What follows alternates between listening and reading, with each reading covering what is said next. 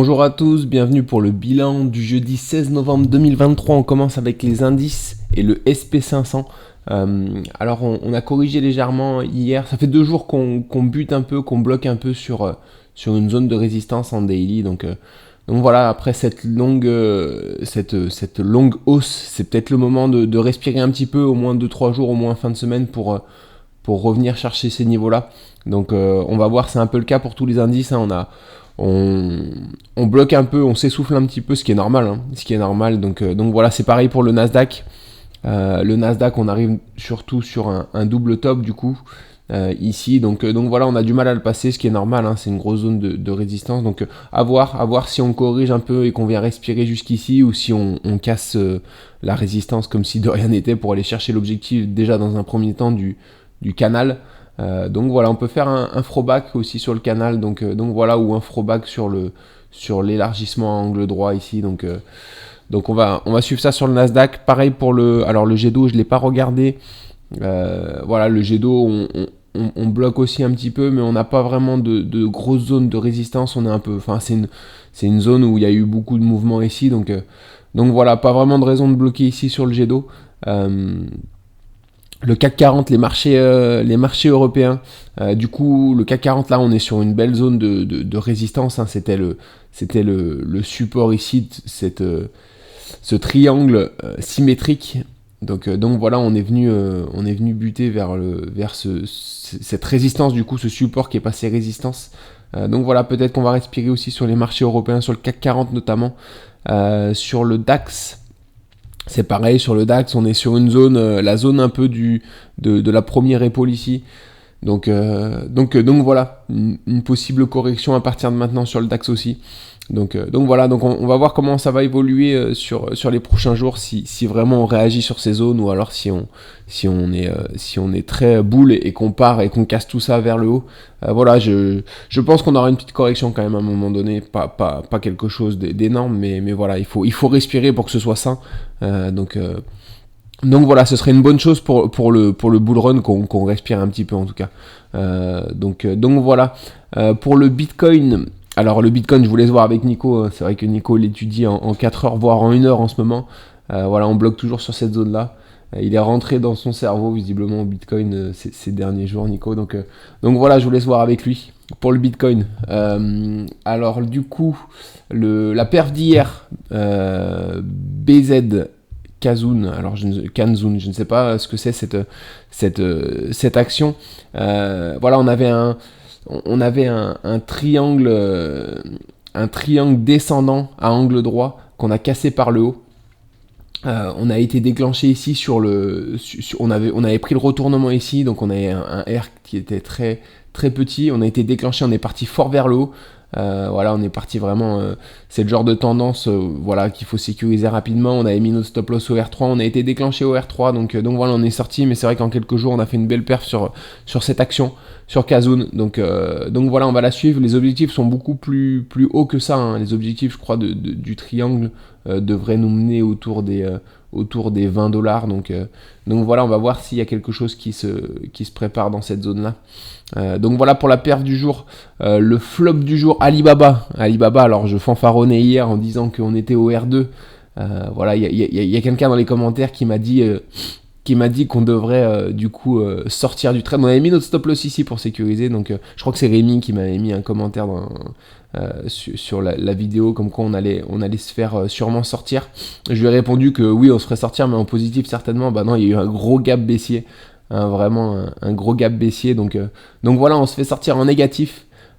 Sur cette action, on est très déçu, vraiment très déçu, parce que elle était magnifique et j'avais même renforcé ma position ici sur un magnifique throwback ici sur le biseau descendant.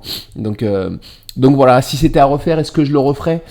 Oui, je le reprendrais. Des configurations comme ça, c'est magnifique.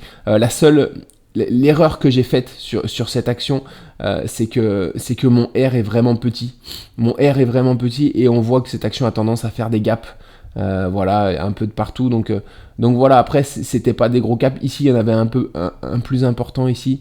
Donc voilà, mais c'était pas vraiment des gros gaps là. Vraiment, on a fait un gap énorme. Donc on n'est pas forcément chanceux sur cette action, mais comme on a pu le voir sur l'action d'avance, c'est souvent aussi à notre avantage en ce moment. Donc voilà, ici on a fait des gaps haussiers qui ont été à notre avantage. Donc voilà, c'est le jeu, on s'expose et des fois on se prend des retours. Mais c'est vrai que méfiance à l'avenir je ferai plus attention à l'avenir sur ces actions où il y a pas mal de gaps ou voilà, pour pas avoir des R trop resserrés.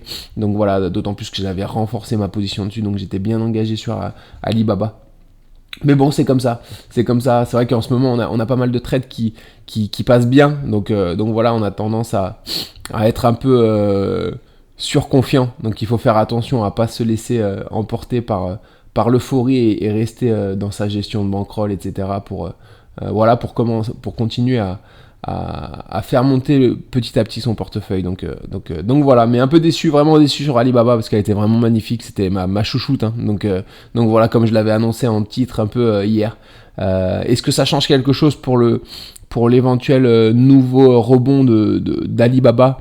Non, je pense pas, parce qu'on peut rebondir sur cette zone-là. On arrive aussi sur une zone de support, donc à voir comment on réagit ici, si jamais on casse ça par le bas. C'est vrai que là ça risque d'être un peu plus compliqué pour Alibaba.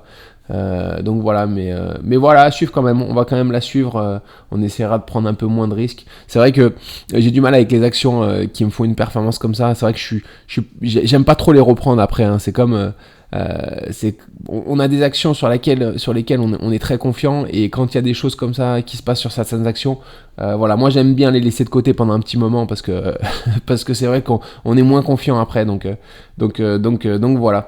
Donc on va se concentrer, je vais la suivre, je vais la regarder, mais je vais me concentrer sur d'autres actions, je pense, pour prendre des trades. Donc voilà. En ce qui concerne l'opportunité en longue de demain, alors c'est Biogen. Biogen, je connais pas trop cette société. On arrive sur une zone de support ici. Alors on le voit pas bien. Voilà, on a rebondi souvent sur cette zone là. Voilà, et en plus de ça, ici c'était une zone de résistance qu'on a cassée par le haut, franchement. Donc voilà, c'est une zone. Peut-être qu'il y avait même eu un gap. Oui, voilà, vous voyez, il y avait eu un gap. Donc voilà, on est en train de combler ce gap. Voilà, on a surtout validé l'objectif de ce triangle ici, de cet élargissement, pardon, à angle droit. Donc voilà, on a un objectif qui est la moitié de la distance entre ici et ici. Donc voilà, l'objectif a été validé et l'objectif corrobore exactement avec une zone de support maintenant. Donc voilà, c'est pour ça qu'on va se positionner dessus. On voit un retournement ici. Donc voilà, je pense que c'est une belle opportunité à voir, à suivre comment elle évolue, peut-être un rebond pour Bib ces prochains jours. Concernant le short du jour d'Asso System, alors que j'aime bien aussi, on voit, elle est très claire en hebdo. On voit que, bon, là on corrige depuis un certain temps. Ici, alors, soit on est sur là on a un double top, on arrive sur une zone de double top. J'avais tracé aussi cette ligne de tendance, cette résistance un peu oblique. Voilà, c'est soit on a un double top et on repart vraiment vers le bas, soit on va venir faire un pullback pour repartir vers le haut. Donc voilà, je prends le pari de la baisse sur Dassault parce que je vois bien les marchés corriger ces prochains jours un petit peu, et surtout je la sens un petit peu fébrile, et voilà, normalement cette consolidation après une baisse, c'est possiblement des continuations de baisse, donc voilà, donc je vais suivre ça. Après on verra, hein, encore une fois on verra. Donc voilà, on est sur un double top, il y a un retournement, donc on prend le spot à la baisse, donc voilà, on va suivre Dassault en tout cas.